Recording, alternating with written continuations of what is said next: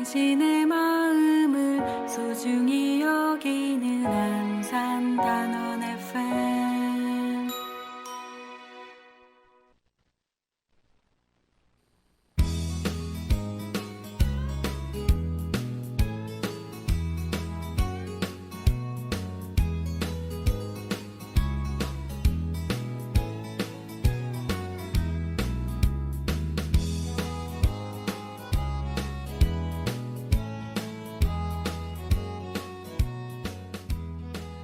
안녕하세요. 88.7MHz 단원 FM에서 보내드리는 LQ를 지향한다.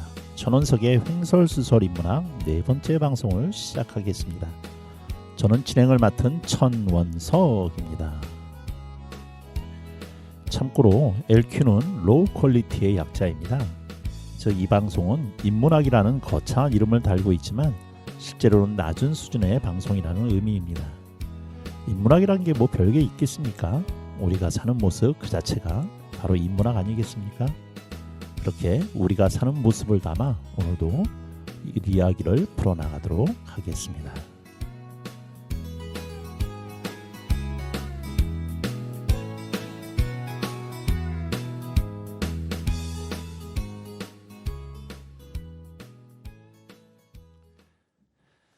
옛날 중국 전국 시대에 위나라의 왕의 총애를 받고 있던 비자라는 신하가 있었습니다. 그가 궁전을 거닐다가 떨어진 복숭아를 보고 먹어보니까 너무나 맛있어서 자기가 먹던 복숭아를 왕에게 바쳤습니다. 왕은 이 신하가 자기를 너무 사랑하기에 먹고 싶은 것도 참고 남은 것을 자신에게 바쳤다며 고마워했습니다. 어느 날 또 미자아는 어머니가 위급하다는 전가를 받고 왕의 허락도 없이 왕이 타고만 다니는 수레를 타고서 달려갔습니다. 이런 행위는 국법에 의하면 바로 사형감이었지만 왕은 미자아의 그렇게 어머니를 사랑하는 마음이 얼마나 지극하냐며 오히려 칭찬했습니다. 하지만 세월이 흐르면서 왕의 마음도 바뀌게 되지요. 이제 왕은 미자아를 미워하게 됩니다. 그래서 결국 미자아는 이제 사형을 당하게 되는데 그 죄목이 자기가 먹던 복숭아를 임금에게 줄 정도로 얼마나 무엄한 신하였느냐. 왕의 수레를 허락도 없이 타는 아주 괘씸한 신하라는 죄명이었습니다. 이 이야기는 한비자에 수록되어 있는 이야기인데요. 여기에서 나온 말이 여도지죄라는 사자성어이죠. 이처럼 사람의 마음, 사람의 해석은 천국과 지옥을 오고 갑니다. 하루에도 수십 번을, 아니 얼마나 많은 생각이 오고 가는지 5만 가지 생각이라고 하지요. 이처럼 사람의 마음이 열리면 바다도 포용하지만 닫히면 바늘 하나 꽂을 틈이 없는 것이 사람의 마음입니다. 이제는 돌아가신 전 서강대 영문과 교수이자 수필가였던 장영희 선생은 자신의 책 어떻게 사랑할 것인가에서 다음과 같이 말하고 있습니다. 아무리 평판 좋은 사람이라도 마음만 먹으면 얼마든지 결점을 찾아낼 수 있습니다. 예를 들면 아주 겸손하고 나서기를 꺼려하는 사람에게는 카리스마가 없다고 하면서 반대로 매사에 박력 있고 당당한 사람은 겸손하지 못하고 너무 나선다고 비난합니다. 아주 쾌활하고 잘 웃으면 진중하지 못하다고 하면서 정작 진중한 사람에게는 괜히 무게 잡는다고 합니다. 상냥하고 사근사근하면 여우같이 내숭 떤다고 하고 무뚝뚝하고 당당하면 여자답지 못하다고 합니다. 너그럽고 많이 베푸는 사람에게는 잘난 척한다, 우월감을 갖고 있다고 하면서 베풀지 않는 사람은 편협한 구두쇠라고 욕하기도 하지요. 라고요 말입니다. 저도 금년에는 좀 넉넉한 사람이 되고 싶습니다만 이것이 나이를 먹는다고 저절로 되는 것은 아닌 것 같습니다. 그래서 그런 소망을 담아 노래 한 곡 듣고 방송 시작하도록 하겠습니다. 조성모가 부릅니다. 가시나무.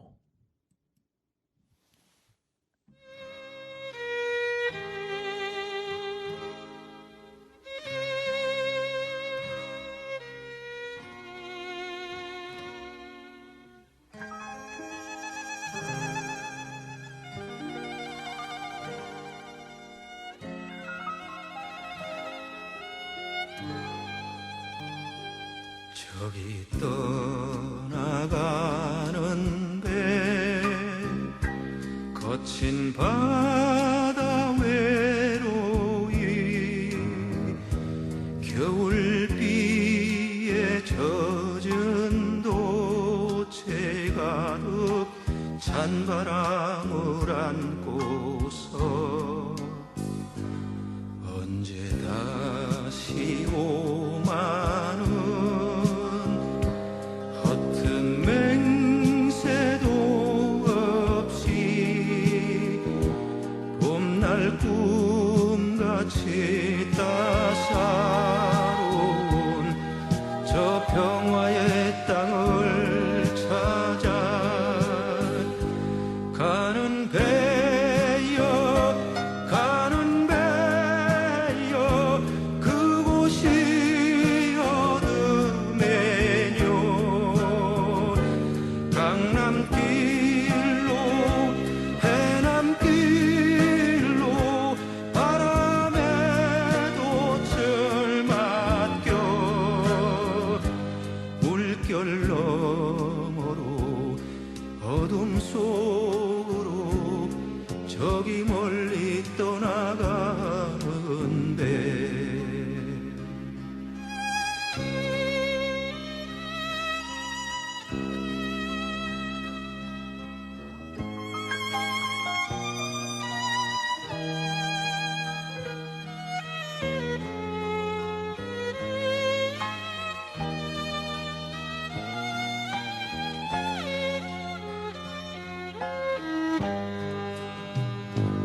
너를 두고 간다는 아픈 다짐도 없이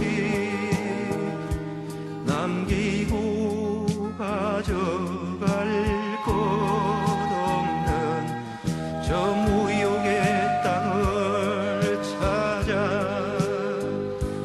가는 배야 가는 배야 언제 우리 다시 만날까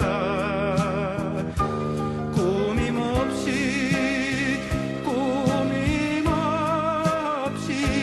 홀로 떠나가는 배 바람 소리 파도 소리 어둠에 젖어서 밀려올 뿐 바람 소리 파도 소리 어둠에 젖어서 밀려올 뿐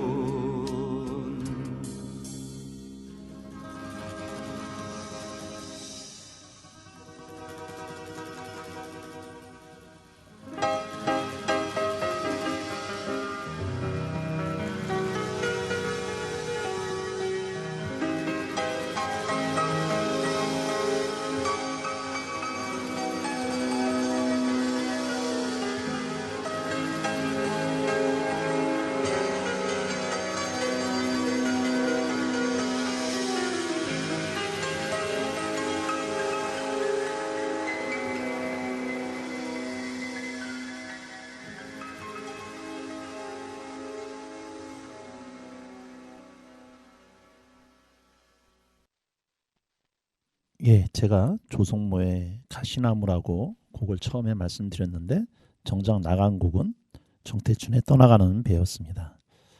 예, 정말 횡설수설하고 있죠. 근데 또 인생이라는 게 뭐 이런 거 아니겠습니까? 제 뜻대로 안 되고 하다 보면 실수도 하고 실수를 할 때마다 자책을 하지 않고 뭐 그럴 수도 있지. 뭐 그렇게 한번 웃어넘길 수 있는 여유도 필요하지 않을까 싶습니다. 여러분들도 널 양해해 주시면 감사하겠습니다. 금년이 개묘년, 토끼띠라고 하지요. 개묘년은 60갑자로 따지면 40번째에 해당된다고 하네요. 60갑자는 갑을병정, 무기경신, 임계로 나가는 거죠.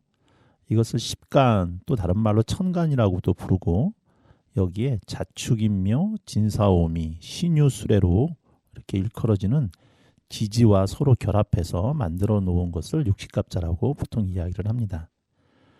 사람들은 자신의 띠, 양띠인지 개띠인지 뭐 이런 동물에 상당한 애착을 갖고 자신이 그와 비슷한 성향을 지녔다고 느끼는 경우가 이제 적지 않은데요. 솔직히 저는 아직도 띠의 순서를 제대로 외우지를 못합니다.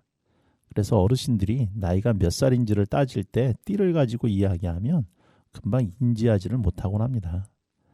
참 여기서 잠깐 다른 이야기를 하자면 다른 동물들은 그냥 소띠, 개띠 하는데 원숭이는 원숭이띠라고도 하지만 다른 말로 잣나비띠라고도 하죠. 여기서 잣나비라는 단어가 무슨 의미였는지 혹시 아실까요? 저도 한번 조사를 해봤더니 옛날에는 원숭이과의 동물을 모두 부르는 말이 바로 나비였다고 해요. 삼국시대부터 원숭이를 나비라고 불렀던 기록이 있다고 하는데요. 여기에서 젠이라고 하는 재빠르거나 가볍고 까부는 특성이라는 뜻을 가진 단어를 합쳐가지고 젠납. 그래서 젠납, 나비로 바뀌어서 젠나비. 그것이 다시 잣나비로 변했다고 합니다. 12지지는 처음 시간의 순서를 나타내는 것으로 만물이 음양과 더불어 하는 활동을 1년 동안의 시간적인 흐름으로 설명한 것입니다. 이후에 12지지는 시간에다가 방위 등 공간이 결합된 개념의 12지신이라고 불리는 쥐, 소, 호랑이, 토끼 등의 동물을 짝지어서 인식하게 되는데요. 12지지는 기원전 1600년경 중국 은나라 때부터 사용되었다고 하죠. 여기에다가 12동물이 배속된 것은 한나라 때부터라고 합니다. 그리고 12지지가 12동물과 연결된 것은 불교의 영향을 받은 것 때문이라고 하는데요. 이는 12지지의 신상이 얼굴은 짐승이지만 사람의 몸을 지니고 있고 서로 다른 무기를 들고 12방위를 지키고 있는데 이는 불교를 지키는 신장들의 모습이라고 합니다. 그리고 재미있는 것은 띠를 나타내는 한자가 12지지에서는 자축인묘, 즉 쥐를 자라고 부르고 소를 축이라고 부르고 호랑이를 인이라고 부르고 토끼를 묘 등으로 표시하는데 이는 12지지에서만 사용하는 한자이죠. 일반적인 한문에서는 뭐든지 쥐를 서라고 그러고요. 소는 소우자라고 그러죠. 호랑이는 호, 토끼는 토자 등으로 실제 동물을 나타내는 한자는 별도로 존재해서 사용을 해왔습니다. 이는 12지지 의미에 맞는 각각의 동물을 상징하는 형상을 본떠서 특수한 한자를 만들었기 때문인데요. 예를 들어 묘는 문을 활짝 열어놓은 모습을 본뜬 상용문자라고 합니다. 따라서 명리학에서는 12지지를 동물이 아닌 음양 오행으로 풀이를 하는데요. 묘는 12지지 중에 네 번째로 음양 중에 음에 해당되고 오행, 즉 목화 토금수 이 오행으로는 나무에 해당하는 목에 해당한다고 합니다. 방향으로는 해가 떠오르는 정동쪽을 가리키고 달로는 음력 2월입니다. 그리고 색깔은 나무와 동쪽 봄을 상징하는 초록색이라고 하지요. 시간적으로는 오전 5시부터 7시까지를 묘시, 그래서 묘시는 하루의 시작으로 예로부터 아침밥과 새벽잠, 해장수를 묘반, 묘수, 묘음이라고 했습니다. 금년을 검은 토끼의 해라고 하는데 그 이유는 묘가 검은색을 뜻하기 때문입니다. 하지만 우리나라 전통에서는 조선왕조실록이나 어느 민간 문헌에도 예를 들어 임진왜란 등을 검은 용의 해의 왜란이라고 하지 않듯이 동물로는 설명하지 않고 있습니다. 더구나 천간의 색이 지지의 동물에 입혀진 것은 역사적으로나 민간 풍습에도 없는 것인데요. 현대 들어 일본 기업에서 시작된 상술에서 비롯됐다고 합니다. 2007년에 정해년을 황금돼지의 해라고 해서 아주 좋은 해라고 이렇게 한때 많이 이야기 회자되었었죠. 예, 그런 것들이 대표적인데 하지만 실제로는 정은 황금색이 아니라 불에 해당이 돼서 빨간색이었다고 합니다. 우리나라에서는 2009년부터 서울대 김난도 교수가 띠를 가지고 10글자의 영어를 만들어 트렌드 코리아라는 이름으로 발행하고 있지요. 올해 2023년도 트렌드 코리아의 키워드는 레빗 점프라고 해서 10글자로 키워드를 설명하고 있습니다. 그래서 한번 찾아봤습니다. 가수들 중에 이렇게 토끼의 이름을 가진 가수가 있었나 한번 찾아봤더니 근래에는 없고요. 1970년대에 활동했던 토끼소녀라는 쌍둥이 가수가 있었네요. 오랜만에 들어보는 가수였습니다. 그래서 그녀들이 어떤 노래를 불렀는지 살펴봤더니 그녀의 노래 중에도 지금까지 우리가 잘 부르고 있는 익숙한 노래가 있어서 한번 준비해봤습니다. 토끼소녀가 부릅니다. 낭랑 18세.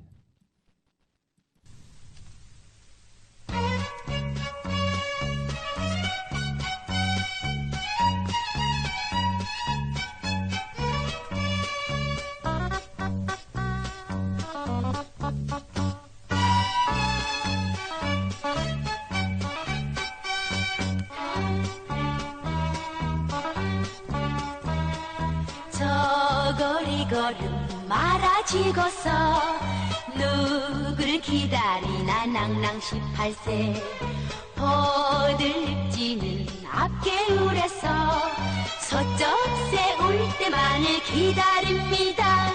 서쪽궁 서쪽궁 서쪽궁 서쪽궁 서쪽궁새가 울기만 하면 떠나간 그리운님 오신댔어요.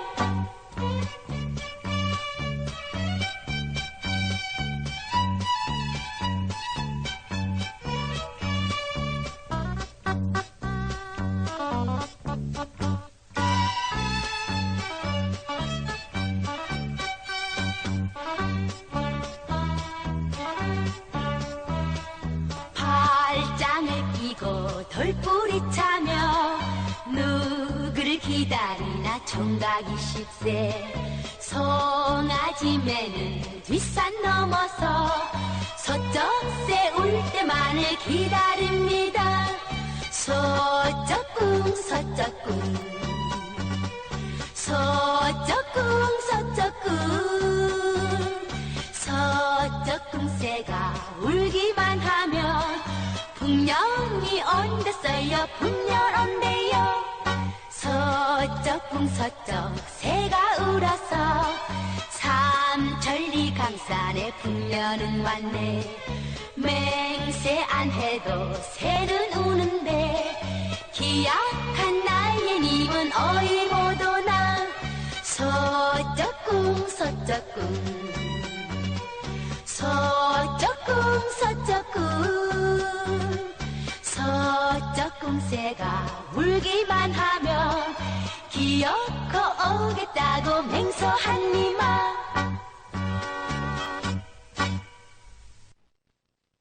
예, 원래 이름은 바니걸스라고 해서 활동했었죠.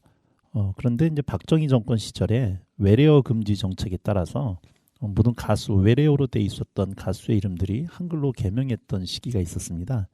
그래서 바니걸스 대신에 토끼소녀로 잠시 개명을 하고 나중에 다시 이제 바니걸스로 돌아왔는데요. 1990년까지 활동을 하시다가 은퇴했죠. 제가 어렸을 때 기억으로도 참 예뻤던 참 그런 쌍둥이 가수였었는데 어느 순간 이제 TV에서 볼 수가 없었습니다. 언니 되시는 고종숙 씨는 2016년에 사망하셨고요.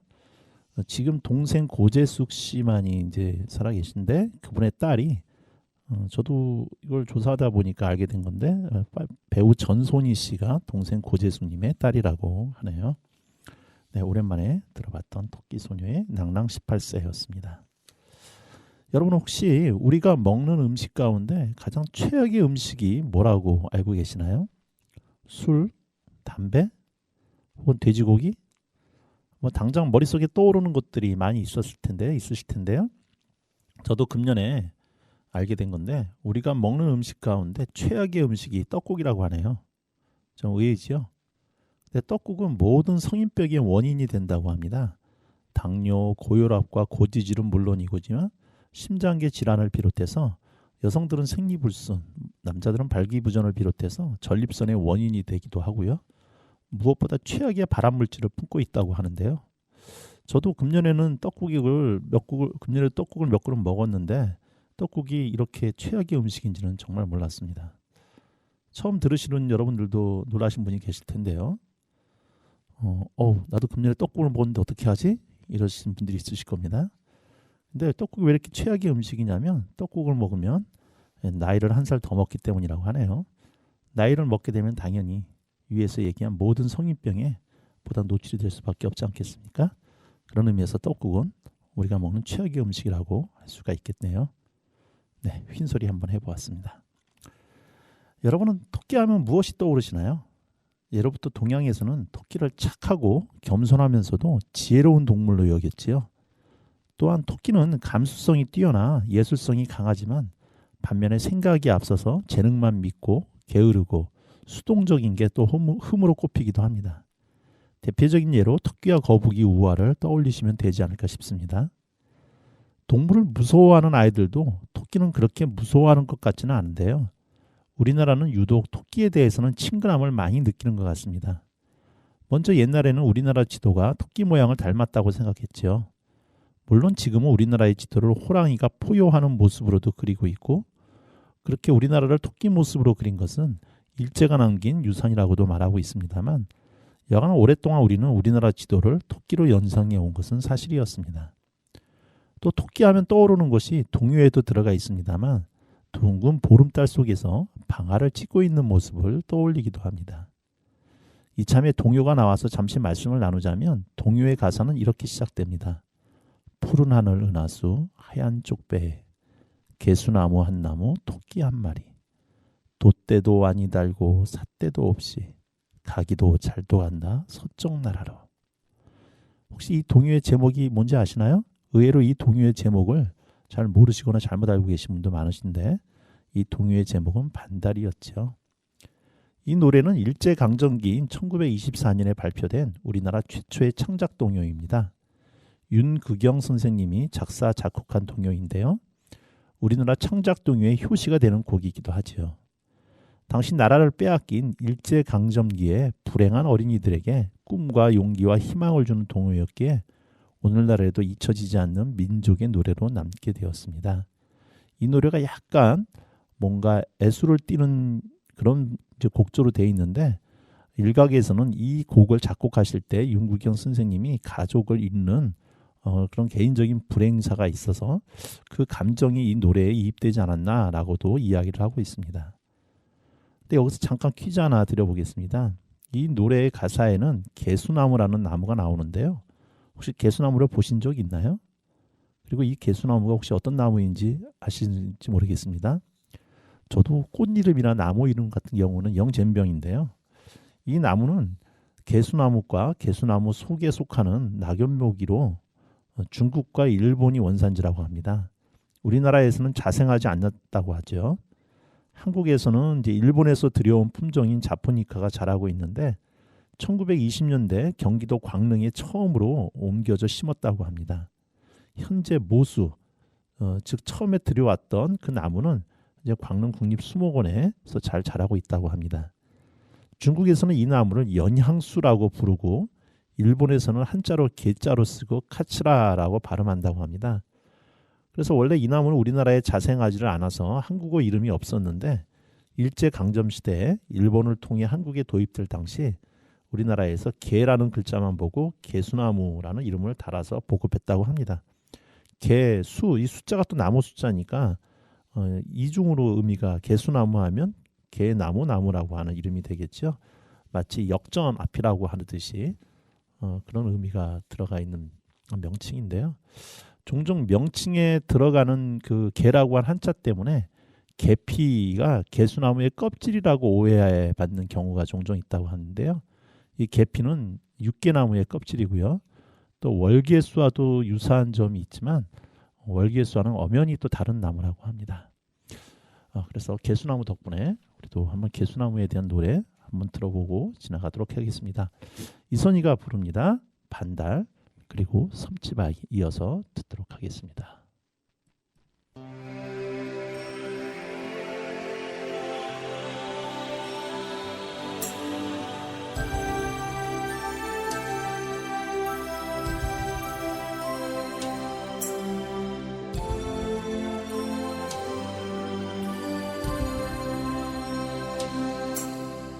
푸른 하늘 음하수 하얀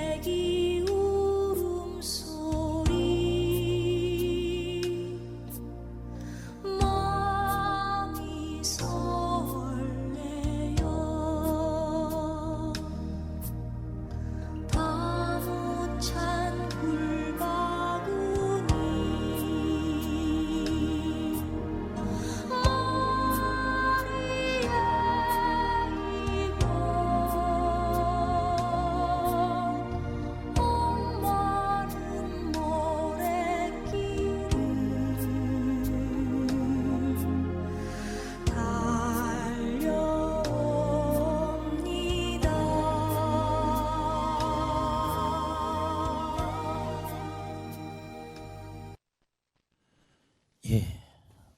토끼 하면 생각나는 이야기 어떤 게 있으실까요? 뭐 제일 먼저는 토끼와 거북이 이야기가 아닐까 싶습니다. 이 이야기는 이솝 우화의 하나지요. 거북이 입장에서는 능력보다는 노력이 중요하다라는 교훈으로, 그리고 토끼 입장에서는 모든 일에 자만하지 말라라는 교훈으로 아이들에게 많이 들려주고 있습니다. 그런데 이 이야기는 시간이 지나면서 여러 가지 다른 해석들, 또 다른 패러디들이 나오고 있는데요. 그중에 가장 유명한 것 중에 하나가 이제는 돌아가신 신영복 선생님이 하신 말씀이 있습니다. 신영복 선생은 잠자는 토끼도 잘못이지만 발소리 죽이고 몰래 지나가는 거북이도 떳떳하지 못합니다. 토끼를 깨워 함께 가야 합니다. 라고 하셨지요. 이 말씀에 대해서는 아니 토끼가 잠들어 뒤처진 것은 토끼 자기 잘못인데 거북이가 깨워야 한다는 것은 억지가 아니냐라고 하는 반박도 있습니다. 그리고 페어플레이 정신이 부족하다는 말은 다른 말로 얘기하면 공정성이 부족하다는 말인데, 토끼와 거북이의 대결은 형식적으로는 공정했지요. 토끼와 거북이는 같은 조건에서 경기를 치렀고, 토끼는 어쩔 수 없이 그런 사정이 있어서 잠든 것이 아니라 스스로 자는 것을 선택한 것이었고요.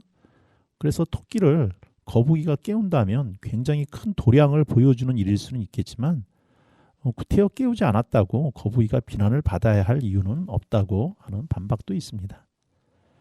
또 다른 반면에 달리기 경기는 그 자체가 거북이에게 불공평한 경기였죠. 거북이는 선천적으로 아무리 노력해도 육지에서는 달릴 수가 없는 몸인데, 이것은 인간으로 치자면 지체장애인과 프로 육상 선수가 달리기 경주를 하는 꼴이라고 할 수 있을 것 같습니다.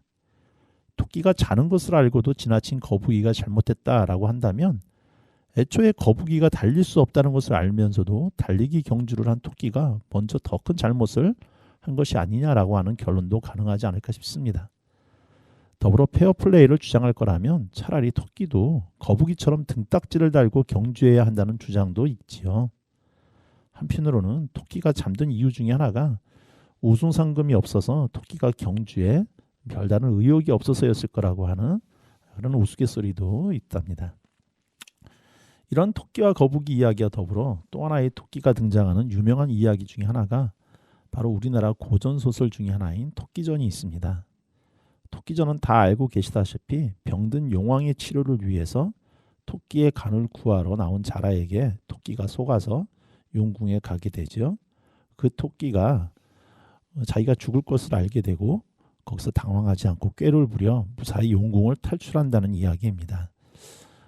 제 초등학교 다닐 때 교과서에도 실려 있었던 걸로 기억이 되는데요.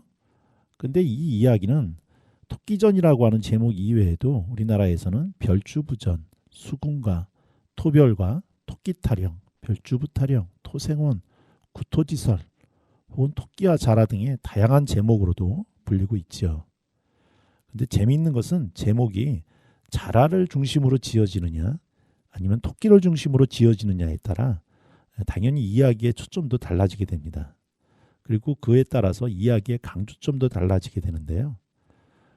좀 거칠게 얘기하면 자라를 주인공으로 놓게 된 제목들, 예를 들어서 별주부전이라든가 별주부타령, 뭐 이렇게 자라가 중심이 되는 이야기에는 자라의 충성심이 이제 강조가 되게 되고요. 반면에 토끼의 중심이 맞춰진 제목들, 뭐 수군가나 토별과, 토끼타령, 토생원, 뭐 토끼전, 이렇게 토끼가 중심에 놓이게 되면 위기 상황에서도 절망하지 않고 헤쳐나오는 그런 토끼의 지혜에 초점을 맞추게 됩니다. 아마 우리는 토끼전이라는 제목으로 해서 토끼에게 초점을 맞추어서 이 이야기를 들었던 게 아닌가 싶은데, 우리 청취자 여러분들은 어떤 이야기로 기억을 좀 하고 계신가요? 다시 노래 한 곡 듣고 우리 토끼전에 대해서 한번 풀어가 보도록 하겠습니다. 여간 토끼와 자라는 어떻게 보면 만나지 말았어야 될 잘못된 만남이 아니었을까요? 그래서 준비해 봤습니다. 김건모의 잘못된 만남.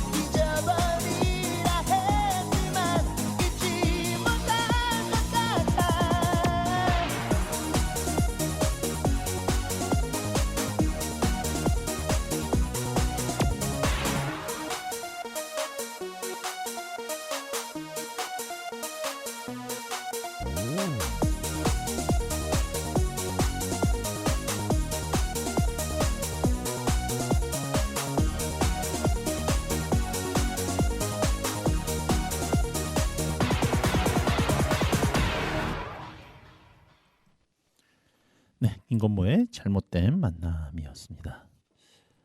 토끼전의 근원설화는 이제 인도에서 유래되었습니다. 우리나라에서는 본생경, 본생담이라는 제목으로 전해지고 있고요. 원래 인도 경전인 자타카라고 하는 인도 경전에서는 주인공이 토끼가 아닌 원숭이, 그리고 용왕 대신 악어의 아내가 원숭이 염통을 먹고 싶어 합니다. 이 자타카에서도 원숭이가 악어로 인해 위기에 빠지지만 기지를 발휘해서 악어를 속이고 탈출하게 되는데요. 참고로 자타카는 석가모니의 전생 이야기를 담은 경전이니까 다시 말해서 이 원숭이는 석가모니의 전생이라는 소리가 됩니다. 토끼전과 관련된 가장 오래된 우리나라 기록은 삼국사기에 남아 있습니다.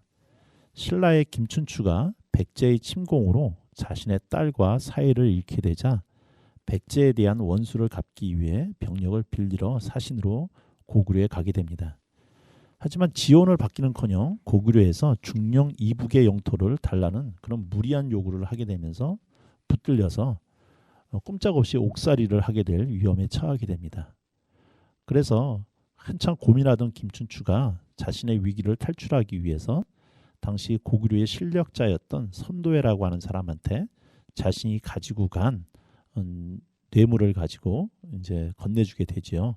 그러면서 도움을 요청하니까 이 선도회가 김춘추에게 이 토끼전, 이 삼국사기에는 이제 구토설화라고 되어 있는데요. 이 구토설화를 귀뜸해 주게 됩니다. 한마디로 우선 도망쳐라. 속여서라도 뭐 그런 의미였겠지요. 그래서 김춘추는 토끼처럼 꾀를 내어서 자기가 이제 바로 돌아가면 말씀하신 대로 중령 이북의 땅을 고구려에게 내주겠다. 그렇게 속이고서 신라로 달아났다라는 기록이 삼국사기에 실려 있습니다. 본래 구전설화로 전해지던 토끼전은 조선시대에 판소리로 불려지다가 결국 글로 이제 채록이 됩니다. 그래서 우리는 이거를 이제 판소리계 소설이라고 그러는데요. 이렇게 판소리계 소설로 정착되게 됩니다. 저는 이제 이 토끼전을 이렇게 채록된 텍스트로 이제 공부하게 되면서 이 이야기에 담겨진 여러 의미들을 이제 새삼스럽게 깨닫게 되면서 그리고 이 토끼전이 하나의 그냥 재미있는, 토끼가 위기에 처했으니까 그럴 때 당황하지 말고 이제 꾀를 내어서 위기에 빠져나가면 된다라고 하는 그런 단순한 의미가 아니라 아주 깊은 여러 가지 의미가 있구나라는 걸 알게 되면서 무척 놀랐던 기억이 있습니다. 여러분들은 이 토끼전 하면 가장 기억에 남는 장면이 어떤 것일까요? 저는 먼저 이 장면이 공부를 하면서 가장 기억에 남았는데요. 이제 토끼가 자라한테 이끌려서 영궁으로 오죠. 또 오자마자 자신이 이제 죽게 되는 것을 알게 됩니다. 용왕 앞에 토끼가 끌려 나갔을 때 용왕이 끌려온 토끼를 보면서 이렇게 이야기를 합니다. 토끼 너는 듣거라. 내가 일찍이 병을 얻어 사경을 헤매인즉 하늘나라 도사가 내려와 진맥하고 이르되 살아있는 토끼의 간을 먹으면 나으리라 하니 어진시나 보내어 너를 잡아왔느니라. 너는 죽는다고 한탄하지 말아라. 과인이 아직 눈을 감기에는 할 일이 많으니 네가 죽고 과인이 살면 네가 1등 공신이 아니겠느냐. 할 말이 있으면 하고 그냥 죽어라. 네가 죽으면 너의 충신스러운 그 마음을 비로 삼아 후세에 대대에 남겨 너를 제사 지내고 너의 충성을 기리겠노라. 이렇게 이야기를 하고 있습니다. 우리가 어떤 전쟁 영화나 이런 걸 보면 참 재미있는 장면 중에 하나가 영화의 주인공은 잘 안 죽지요. 주인공은 총 한 번 쏘면 총 하나에, 화살 하나에 막 바로 사람들이 죽고 넘어지는데 이 주인공은 총을 여러 발 맞아도 죽지 않습니다. 그리고 죽어갈 때도 할 말 다 하고 죽지요. 그리고 소설 같은 경우에 보면 특히 무협소설이라든가 뭐 예전에 전쟁을 다뤘던 소설에 보면 주인공이 나가서 칼을 한번 휘두르면 수많은 사람이 쓰러져 죽게 됩니다. 저는 이런 장면을 볼 때마다 참 어떤 면에서 마음이 불편했습니다. 쉽게 얘기하면 주인공의 목숨값하고 주인공이 한번 휘두를 때마다 죽어 넘어갔던 수많은 사람들의 목숨값은 달랐을까요? 목숨이 소중한 건 다 똑같지 않았을까요?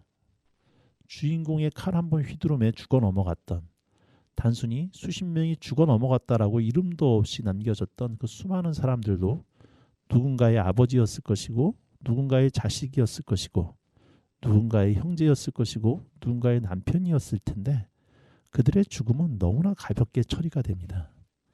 반면에 영웅은 처음에 말씀드린 대로 할 거 다 하고 죽을 때도 그렇게 우아하게 죽을 수가 없어요. 그래서 그것을 보다 보면 그렇게 단순히 죽어갔던 사람들의 목숨값과 이런 영웅의 주인공, 영웅 주인공의 목숨값은 뭔가 다르다라고 하는 그런 느낌을 받아서 때로는 불편합니다. 저는 이 용왕의 토끼에게 했던 이야기를 보면서 동일한 감정을 느낍니다. 과인이 아직 눈을 감기에는 할 일이 많으니 네가 죽고 과인이 살아나면 네가 1등 공신이 아니겠느냐. 이 말은 내 목숨값과 네 목숨값은 다르다라고 하는 이야기의 다름이 아니죠. 나는 할 일이 많아. 내가 하는 일은 중요한 일이야. 그러니까 네가 나를 위해서 죽는 것은 그만큼 값어치가 있는 일이야 라고 이야기를 하는 겁니다. 그리고 이런 이야기가 어디서 정당성을 가지고 오냐면, 내가 아팠는데 하늘나라에서 도사가 내려와서 살아있는 토끼의 간을 먹으면 나으니라 라고 얘기했다. 즉 하늘의 이름을 빌어서, 천명이라고 하는 이름을 빌려서 나의 목숨값이 너보다 좋다라고 하는, 너보다 값지다라고 하는 정당성을 부여를 하고 있습니다. 우리가 어디서 많이 들어본 이야기 아닌가요? 이 이야기는 어떻게 보면 사회적 약자에 대한 강자의 희생의 요구를 충성이라고 포장하는 고약한 이야기라고 할 수가 있습니다. 다시 말해서 타인의 고통을 향한 이기적인 무지는 언제나 위대한 명분 속에서 싹을 틔우기 마련이 아닐까 싶습니다. 거창한 명분을 가지고 그 명분 때문에 고통받고 그 명분 때문에 숨쉬지 못하는 수많은 사회적 약자를 가리고 있는 모습, 우리 사회의 모습이 아닐까 싶습니다. 그런데 텍스트를 자세히 읽다 보니 용왕이 병들은 이유를 처음에는 몰랐어요. 그런데 이것이 텍스트의 바로 맨 앞부분에 나온다는 것을, 맨 앞부분에 나오다 보니 그냥 간과하고 지났었던 부분이 있었습니다. 여러분들은 왜 용왕이 병들었는지 아시나요? 물론 여러 이본들에 따라서 틀리게 나옵니다. 이 토끼전이라고 하는 것은 워낙 이 민중들한테 재미있게 전해지다 보니까 이게 구전설화였죠. 그리고 판소리계 소설이라고 하는 것은 사람이 입에서 입으로 전달되던 것을 재미있게 창으로 만들어서 사람들에게 전파하게 됐고, 창이라고 하는 것은 전하는 사람이, 또 전하는 듣는 청자에 따라서 그때그때 내용이 살짝 바뀌기도 하고 덧붙이기도 하고, 뭐 그런 여러 가지 과정을 거치다 보니 지금까지 남아있는 그 이본이, 즉 토끼전이라고 하는 것은 원본이 없고 이 글에 남겨진 이본이 한 150여 가지가 지금도 존재를 하는데요. 그 이본에 따라서 여러 가지 내용들이 나오긴 하지만 대체적으로 한 가지 내용 중에 어떤 내용이 있냐면, 이 용왕이 왜 병들었는가? 그것은 사해 용왕, 즉 동서남북에 있는, 우리나라는 북쪽은 바다가 없으니까 뭐 동해 용왕, 서해 용왕, 남해 용왕이 모여서 지들끼리 잔치를 벌이다가 너무 술을 많이 먹고 너무 기름진 음식을 많이 먹어서 한마디로 주색에 빠졌다가 병이 들었다고 이야기를 합니다. 좀 너무 허탈하지 않나요? 만에 하나라도 정말 백성과 나라를 위해서 밤을 새워 일하다가 병이 들었다면, 그래서 앞으로도 해야 할 일이 산적해 있는데 지금 죽게 되면 그 일들이 다 무산될 수 있으니까, 물론 그래도 그 때문에 사회적 약자의 목숨을 내놓으라고 하는 것은 말이 안 되지만, 그래도 아주 조그만 일말의 가능성을 타진해 볼 수 있을 텐데, 그래서 이 용왕이 병에 걸린 것은 다른 것도 아니고 술 먹고 놀다가 걸린 병이라는 점에서는 할 말을 잃게 만듭니다. 그러면서도 뭐라고 얘기합니까? 내가 할 이야기들이 너무나 많으니 네가 나를 위해서 죽어다오. 저는 얼마 전에 시청 앞을 지나다가 시청 앞에서 여러 시위를 하는 그 시 소리 중에 하나를 듣게 됐습니다. 지금도 시청에 가면 아침부터 음악을 틀어놓고 뭔가 자신들의 주장을 요구하는 그런 시위하시는 분들을 보게 되는데요. 그때 그 시위는 화랑 유원지에 짓기로 돼 있었던 추모 공원, 그것을 반대하는 분들의 시위였습니다. 근데 그분들이 확성기를 틀어놓고 거기서 어떤 이야기를 하고 있었냐면 그냥 뭐 그럴 수도 있다라고 생각을 하고 들었는데 한 이야기가 제 마음에 꽂혔습니다. 그 이야기는 화랑 유원지에는 이제 추모탑이 있죠.